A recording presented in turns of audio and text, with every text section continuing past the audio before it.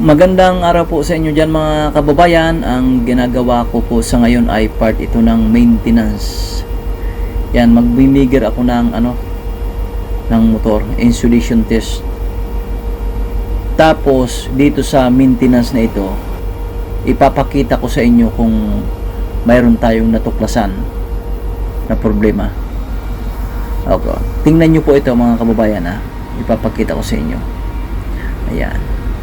Sa paggawa natin ng maintenance o ganito, ang ating power ay kailangang naka-switch off. Wala ng power yan. Tingnan nyo po. Ayun. Ito yung wire, ang connection na to ay papunta ito sa motor. Yan, nakita nyo po. Matigas yan, oh. Pero yung white, yan, kailangan tanggalin yan mga connection na yan sa ibabaw para mahigpitan yung inner nut nya. Kasi yung papunta sa motor o yung papunta sa motor natin ay maluwang. Kaya unbalance ang yung current niya. Tapos maaring masunog yan mga kababayan. Iinit.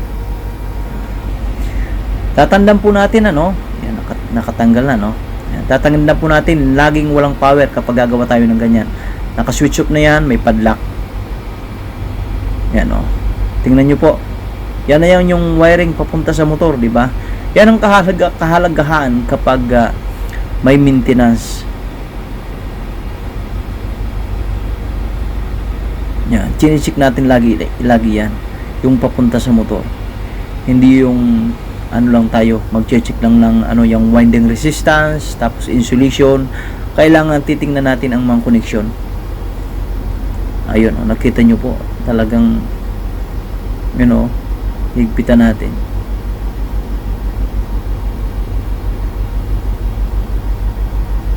Ayun, ilang ikot talagang lumuwang na.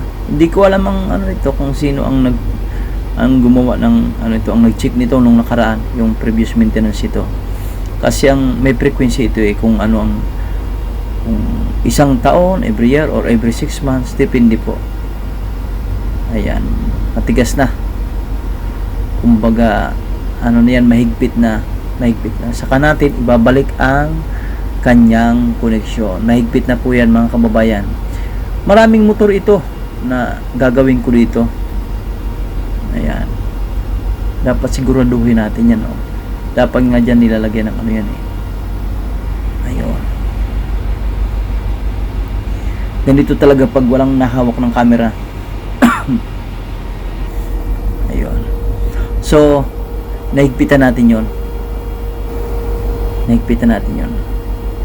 Ito po ang ginagawa namin dito o ginagawa ng electrician. Kapag inabot na yung rote ng isang motor para sa pag-maintenance o may kung ano ang gagawin sa motor, kung insulation test, overhaul para sa bearing, depende sa lumabas yan na jump order para sa machine sa barko. So sabi ko nga, marami itong marami itong gagawin ko dito sa time na to. Ayun. So far ang dito, ang mga reading ko ay ayos naman. Ang insulation ayos naman. Ang cost ng ang mangyayari doon kasi kapag hindi yun naagapan, magkakaroon yan ng hotspot doon sa loob. Tapos mag-unbalance yung yung current niya. Kasi nga ang wire ay maluwang. Kaya dapat i-check lagi natin ang connection niya, na siguraduhin natin na mahigpit lahat.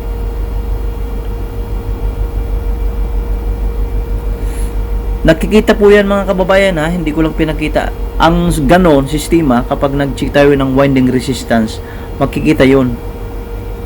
Kapag may maluwang, nakikita naman yon, yung kumbaga tinatawag nating unbalanced resistance ninyo, yung phase resistance niya. Ito ang ating insulation tester. Yan ang insulation tester, yan ang ginagamit natin pag nagkuha tayo ng insulation, yung nakakonekta sa ground ang block. Siyempre, bago tayo mag-testing, tingnan natin kung ang ground ay nakakonekta ng maayos. May response yan sa ating insulation tester. Tapos saka tayo mag-testing ng face to ground. Yan, ayos. Sabi ni Tatang, ayos daw eh. Ayun.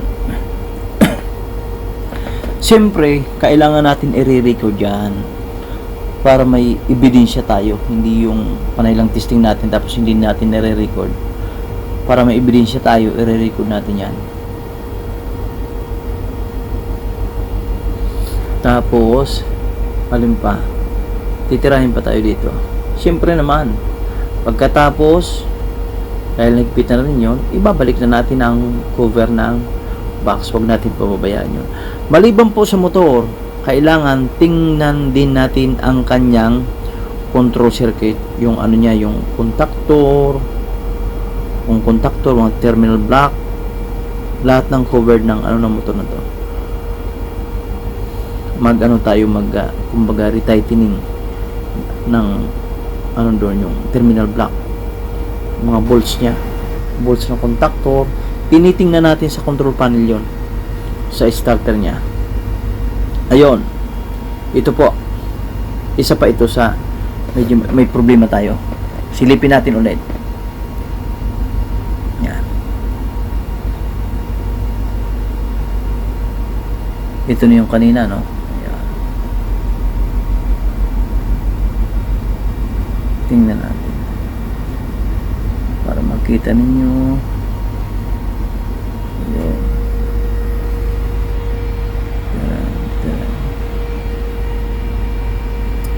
Ganyan binubuksan. Yan.